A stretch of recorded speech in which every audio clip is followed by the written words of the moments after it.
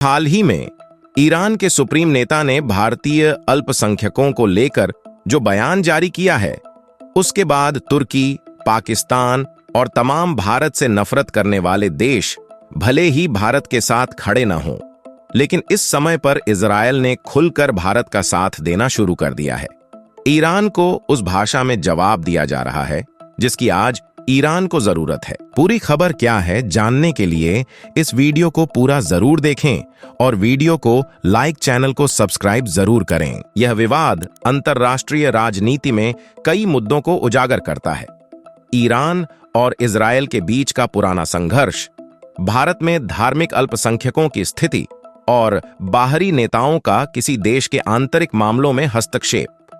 भारत के लिए यह एक चुनौतीपूर्ण समय है जहां उसे अपनी कूटनीतिक नीतियों को सावधानीपूर्वक संतुलित करना होगा ताकि वह दोनों देशों के साथ अपने संबंधों को बनाए रख सके और साथ ही अपने आंतरिक मामलों में किसी भी बाहरी हस्तक्षेप से बच सके। आखिरकार सवाल यह है कि क्या दुनिया के बड़े नेता भारतीय मुसलमानों के असली मुद्दों को समझने में सक्षम हैं? भारत में मुस्लिम समुदाय के सामने कई चुनौतियां सही हैं और यह देखना महत्वपूर्ण होगा कि इस तरह की अंतर्राष्ट्रीय बयानबाजी का उन पर क्या प्रभाव पड़ता है। क्या यह उन्हें समर्थन का एहसास कराएगा या फिर उन्हें और अधिक असुरक्षा की भावना देगा? यह देखना बाकी है कि भविष्य में यह विवाद क्या नया मोड़ लेता है और भारत इस स्थिति से कैसे निपटता है। यह पहली बार नहीं है जब खामेनेई ने भारत में मुसलमानों या दूसरे मामलों को लेकर टिप्पणी की है। वे पहले भी ऐसा करते रहे हैं। उनके पिछले बयानों पर चलते हैं, उसके पहले ताजा बयान जान लेते हैं। खामेनेई का बयान और भारत का जवाब। खामेनेई ने एक्स पर लिखा, इस्लाम के दुश्मनों ने हमेशा हमें इस्लामी उम्मा के रूप में हमारी साझा पहचान के प्रति उदासीन बनाने की कोशिश की है। अगर हम म्यांमार, गाजा, भारत या किसी अन्य जगह पर एक मुसलमान की तकलीफ से अनजान हैं, तो हम खुद को मुसलमान नहीं मान सकते। खामेनेई के बयान पर भारत ने कड़ी प्रतिक्रिया दी। विदेश मंत्रालय ने कहा, हम ईरान के सर्वोच्च नेता की भारत के अल्पसंख्यकों के बारे में की गई टिप्पणियों की कड़ी निंदा करते हैं। ये गलत सूचना पर आधारित और अस्वीकार्य है। अल्पसंख्यकों पर टिप्पणी करने वाले देशों को सलाह दी जाती है कि वे दूसरों पर टिप्पणी करने से पहले अपना रिकॉर्ड देख लें। इस विवाद ने फिर से यह साबित किया है कि अंतर्राष्ट्रीय राजनीति में धार्मिक और सांप्रदायिक मुद्दे कितने संवेदनशील हो सकते हैं और एक छोटे से बयान का कितना बड़ा प्रभाव हो सकता है। दुनिया के राजनीतिक मंच पर बयानबाजी हमेशा से ही एक संवेदनशील विषय रहा है, खासकर जब वह धार्मिक और सामरिक मुद्दों से जुड़ा हो। हाल ही में एक घटना ने अंतर्राष्ट्रीय राजनीति में हड़कंप मचा दिया जब इजरायल के राजदूत ने ईरान के सर्वोच्च नेता आयतुल्लाह अली खामेनेई के भारतीय मुसलमानों पर दिए गए बयान को लेकर उन्हें हत्यारा कहा। इस विवाद ने न केवल इजरायल और ईरान के बीच लंबे समय से चले आ रहे तनाव को फिर से हवा दी, बल्कि भारत और भारतीय मुसलमानों को भी इस नए राजनीतिक विवाद के केंद्र में ला खड़ा किया। आयतुल्लाह अली खामेनेई, जो कि ईरान के सर्वोच्च नेता हैं, ने हाल ही में एक बयान दिया जिसमें उन्होंने भारत में मुसलमानों के साथ हो रहे कथित भेदभाव और अत्याचारों पर चिंता व्यक्त की। उनका बयान भारत में धार्मिक अल्पसंख्यकों, विशेष रूप से मुसलमानों के प्रति सहानुभूति के रूप में देखा गया। खामेनेई ने यह आरोप लगाया कि भारत की सरकार मुसलमानों के साथ भेदभावपूर्ण व्यवहार कर रही है और उन्हें उनके अधिकारों से वंचित कर रही है। यह बयान उस समय आया जब भारत में सांप्रदायिक हिंसा और मुस्लिम समुदाय के प्रति नकारात्मक घटनाओं की चर्चा अंतर्राष्ट्रीय मीडिया में हो रही थी। खामेनेई का यह बयान उन भारतीय मुस्लिमों के प्रति समर्थन के रूप में देखा जा सकता है जो इन घटनाओं से प्रभावित हुए हैं, परंतु इस बयान ने एक बड़े कूटनीतिक विवाद को जन्म दे दिया।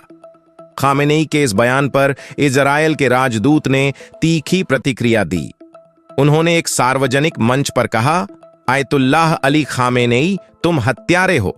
तुम्हारा कोई अधिकार नहीं बनता कि तुम भारतीय मुसलमानों के बारे में टिप्पणी करो। यह बयान न केवल एक व्यक्तिगत हमला था, बल्कि एक कड़ा संदेश भी था कि इजरायल ईरान के किसी भी राजनीतिक या धार्मिक हस्तक्षेप को बर्दाश्त नहीं करेगा, खासकर तब जब मामला दूसरे देश से संबंधित हो। इजरायल के राजदूत की यह टिप्पणी उस दुश्मनी का नतीजा है जो इजरायल और ईरान के बीच दशकों से चली आ रही है। ये दोनों देश राजनीतिक, धार्मिक और सामरिक दृष्टिकोण से एक दूसरे के धुर विरोधी हैं। इजरायल की सरकार का मानना है कि ईरान का किसी भी प्रकार से मुस्लिम समुदाय के मुद्दों में दखल देना केवल अपने हितों की पूर्ति के लिए है, न कि मुस्लिमों के वास्तविक कल्याण के लिए। यह विवाद केवल इजरायल और ईरान के बीच नहीं रुका। कई अंतर्राष्ट्रीय नेताओं, संगठनों और मीडिया ने इस विवाद पर अपने विचार व्यक्त किए। कुछ ने इसे भारत के आंतरिक मामलों में हस्तक्षेप कहा, जबकि अन्य ने इसे एक बड़े कूटनीतिक संघर्ष का हिस्सा बताया। भारतीय राजनीति में भी इस बयान पर तीखी प्रतिक्रियाएं आईं। भारत ने हमेशा से कहा है कि उसके अल्पसंख्यकों के अधिकार सुरक्षित हैं और किसी भी बाहरी हस्तक्षेप की आवश्यकता नहीं है। भारतीय मुस्लिम समुदाय, जो पहले से ही कई सामाजिक, धार्मिक और राजनीतिक मुद्दों का सामना कर रहा है, इस विवाद के बीच में आ गया है।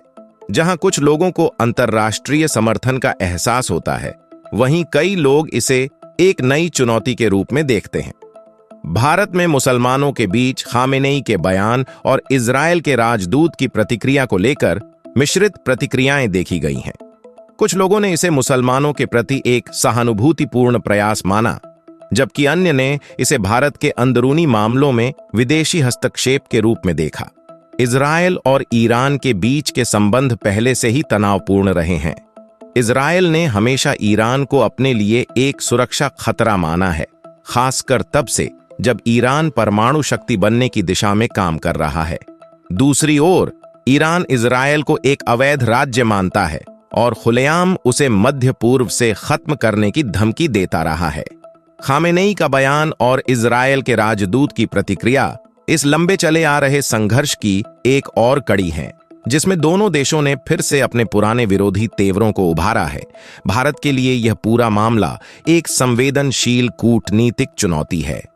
भारत और ईरान के बीच ऐतिहासिक और रणनीतिक रिश्ते रहे हैं, खासकर ऊर्जा और व्यापार के क्षेत्र में। वहीं इजरायल भी भारत का एक अहम सुरक्षा सहयोगी है और दोनों देशों के बीच मजबूत रक्षा और प्रौद्योगिकी संबंध हैं। ऐसे में यह विवाद भारत को एक मुश्किल स्थिति में डाल सकता है, जहां उसे दोनों देशों के बीच संतुलन बनाए रखना होगा। राजनीतिक विश्लेषकों और कूटनीतिक विशेषज्ञों का मानना है कि भारत को इस मामले में अत्यधिक सावधानी से काम लेना होगा। भारत के लिए यह महत्वपूर्ण है कि वह अपने आंतरिक मामलों पर नियंत्रण बनाए रखे और बाहरी हस्तक्षेपों से बचे। कई विशेषज्ञों का यह भी मानना है कि खामेनेई का बयान ईरान की वैश्विक राजनीति में अपने प्रभाव को बढ़ाने की कोशिश का हिस्सा हो सकता है। खामेनेई का यह बयान अंतर्राष्ट्रीय राजनीति में एक नई दिशा की ओर इशारा करता है, जहां धार्मिक और राजनैतिक विवादों का इस्तेमाल किया जा रहा है। भारत को इस स्थिति में बहुत सावधानी से कदम उठाना होगा।